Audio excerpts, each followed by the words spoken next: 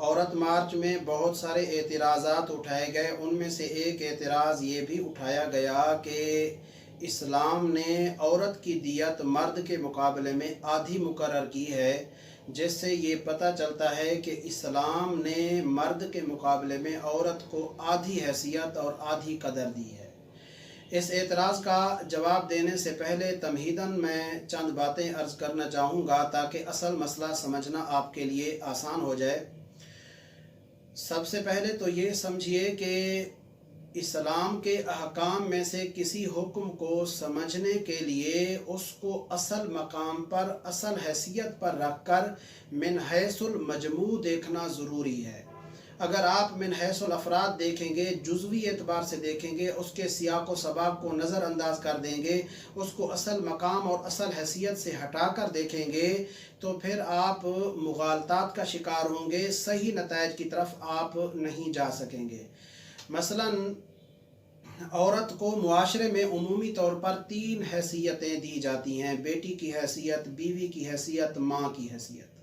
जब औरत बेटी की हैसियत से होती है तो इस्लाम ने वालिदैन पर यह ज़िम्मेदारी डाली है कि वो अपनी बेटी और बेटे में तालीम और तरबियत के एतबार से, अखराजात के एतबार से, हैसियत देने के एतबार से कोई फ़र्क ना रखें।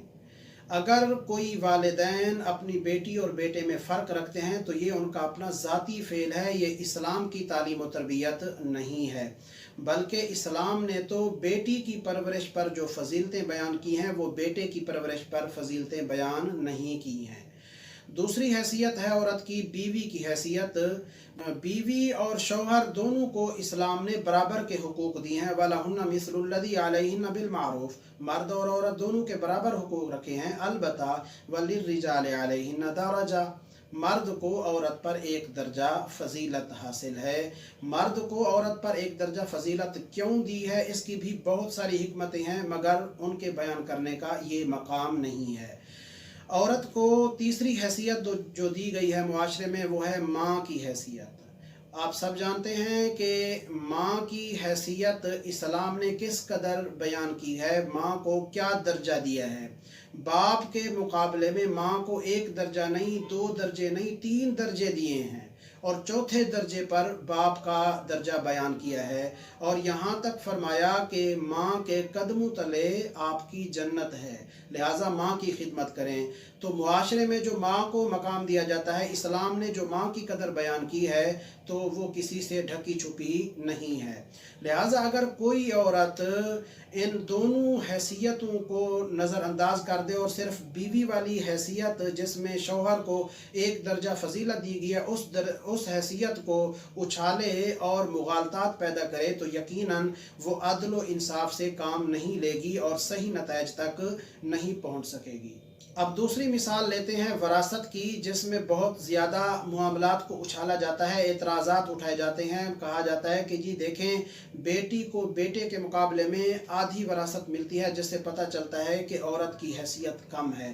हालांकि इसमें बहुत सारी हिकमतें होती हैं। बेटी को सिर्फ वरासत आधी नहीं मिलती, बल्कि बाज़ औक़ात ये होता है कि औरत मर्द के बराबर ले रही होती है या मर्द से बाज़ औक़ात ज़्यादा भी वरासत लेती है। ये हैसियतों की बात है, ये नौइयतों की बात है। जब नौइयतें बदलती हैं, हैसियतें बदलती हैं तो वरासत के हिस्से भी बदल जाते हैं। मैं एक मिसाल देता हूँ आपको। मसलन अगर मरने वाले शख्स का एक बेटा हो और माँ बाप हों तो माँ बाप को छठा हिस्सा मिलता है, माँ को भी छठा हिस्सा मिलता है, बाप को भी छठा हिस्सा मिलता है। अब इस सूरत में देखें कि मर्द और औरत दोनों को बराबर जायदाद मिल रही है, बराबर वरासत मिल रही है। ये नहीं कहा जा रहा जी मर्द ज़्यादा फजीलत वाला होता है, औरत कम फजीलत वाली होती है, लिहाजा औरत को आधी जायदाद मिलेगी, ऐसा नहीं है। दोनों को बराबर दिया जा रहा है।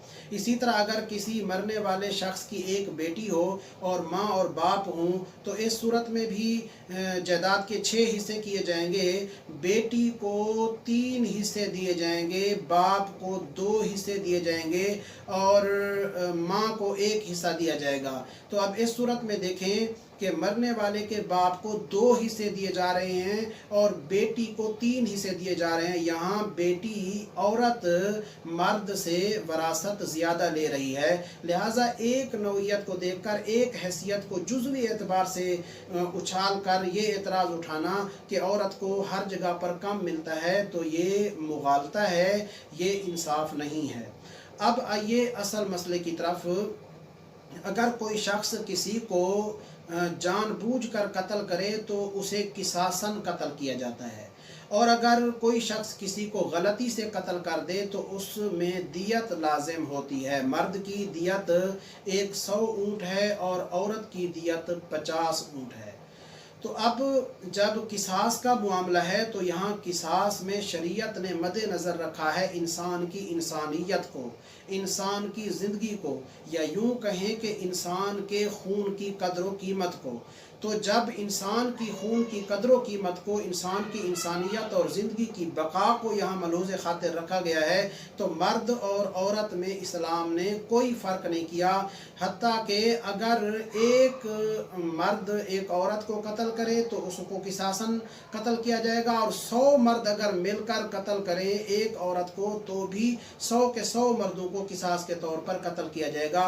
यहाँ ये नहीं कहा जा सकता कि जी अगर एक मर्द 2 औरतों को कत्ल करेगा तब तो मर्द को कत्ल किया जाएगा किसास के तौर पर, वरना नहीं किया जाएगा, क्योंकि मर्द और औरत की फजीलत में फ़र्क है। ऐसा कुछ भी नहीं है। मर्द और औरत दोनों के किसास को अल्लाह रब्बुल इज़्ज़त ने बराबर करार दिया है। इसी तरह अगर मर्द को मजरूह किया जाता है या औरत को मजरूह किया जाता है तो दोनों का किसास बराबर रखा है। अगर औरत का दांत तोड़ा जाता है, मर्द तोड़ने वाला है, तो मर्द का वही दांत तोड़ा जाएगा।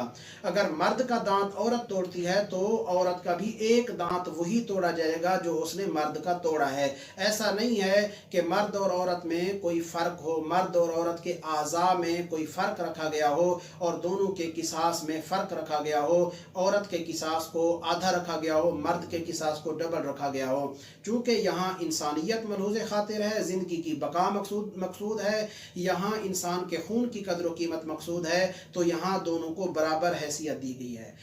रहा दियत का मामला जो है वो इंसान की कदर व कीमत के लिए नहीं है। इंसान की कदर व कीमत को ज़ाहिर करने के लिए, इंसान के खून की कीमत लगाने के लिए, इंसानियत को ज़ाहिर करने के लिए, इंसान की ज़िंदगी की बका मकसूद यहाँ नहीं है। यहाँ मकसूद है कि एक शख्स के कत्ल होने से जो घराने को नुकसान उठाना पड़ा है, जिस बहरान का वो घराना शिकार हुआ है, उस घराने को बहरान से कैसे निकाला जाए। हालांकि आप ये जानते हैं कि हुजूर अलैहिस्सलातु वस्सलाम ने इरशाद फरमाया, रुफ़िअ अन उम्मती अल खता व निस्यान, कि मेरी उम्मत से खता और निस्यान को उठा लिया गया है। यानी अगर कोई गलती से आप कोई गलत काम करते हैं तो उसका आप पर मुआखज़ा नहीं है।